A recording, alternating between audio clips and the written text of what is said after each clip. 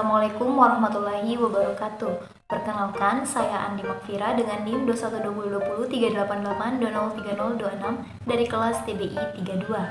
Jadi, dalam kesempatan ini saya akan mempresentasikan materi mengenai pengembangan dan pengelolaan bahan ajar.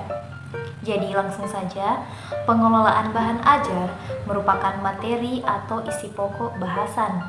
Nah, pokok bahasan yang diajarkan hendaknya memiliki relevansi dengan kebutuhan siswa, baik untuk dihubungkan dengan mata pelajaran berikutnya maupun untuk kebutuhan pengabdian masyarakat, seperti karir atau kepentingan lainnya.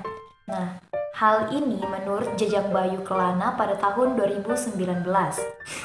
Adapun komponen bahan ajar, yang pertama yaitu petunjuk belajar, yang kedua kompetensi yang akan dicapai, yang ketiga informasi pendukung, dan yang keempat latihan-latihan, yang kelima petunjuk kerja atau lembar kerja dan evaluasi.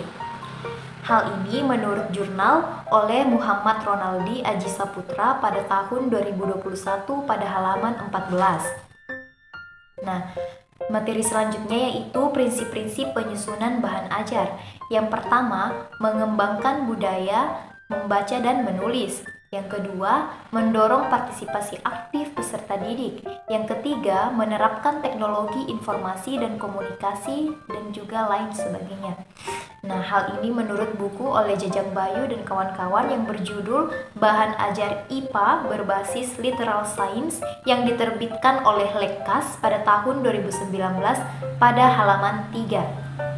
Nah, selanjutnya yaitu karakteristik bahan ajar.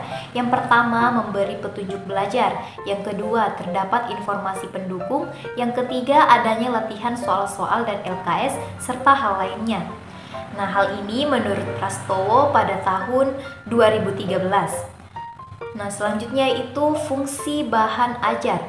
Yang pertama, bagi pendidik. Bagi pendidik, bahan ajar itu membantu guru dalam menghemat waktu serta meningkatkan proses pembelajaran menjadi lebih efektif. Nah, manfaat fungsi bahan ajar bagi peserta didik yaitu siswa dapat belajar mandiri tanpa adanya guru serta membantu siswa dalam mengembangkan pengetahuannya sesuai dengan minat dan bakat peserta didik itu sendiri. Hal ini menurut buku oleh Rani Nurmayana tentang pengembangan bahan ajar berbasis etnomatematika pada tahun 2021 halaman 124. Nah, selanjutnya itu jenis-jenis bahan ajar. Yang pertama, bahan ajar cetak seperti handout, modul, buku, dan LKS. Nah, kemudian yang kedua, bahan ajar non-cetak seperti audio, audiovisual, dan multimedia interaktif. Nah, hal ini menurut jurnal oleh Igna Magdalena tentang bahan ajar pada tahun 2019. Selanjutnya yaitu aspek-aspek bahan ajar. Yang pertama, kesesuaian materi. Yang kedua, karakter sasaran. Yang ketiga, memecahkan masalah dalam belajar. Nah, hal ini menurut buku oleh Abidi tentang aspek-aspek penyusunan bahan ajar pada tahun 2013 halaman 268. Nah, selanjutnya yaitu pengembangan bahan ajar. Yang pertama, menganalisis kebutuhan bahan ajar. Yang kedua, memilih sumber belajar. Yang ketiga, menyusun peta bahan ajar. Nah, hal ini menurut Andi Prastowo pada tahun 2014 mengenai pengembangan bahan ajar. Jadi, daripada pemaparan materi yang telah saya sampaikan dapat disimpulkan bahwa bahan ajar merupakan materi atau isi pokok bahasan.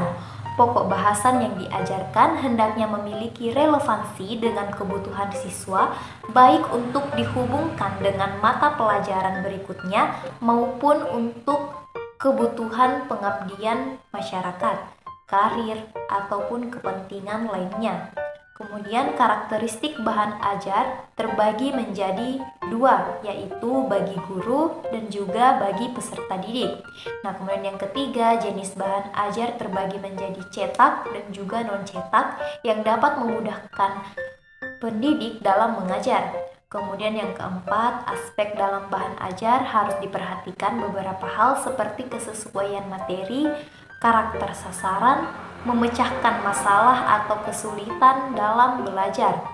Kemudian yang terakhir yaitu pengembangan bahan ajar yang melibatkan sejumlah langkah-langkah yang mesti ditempuh oleh seorang pengembang.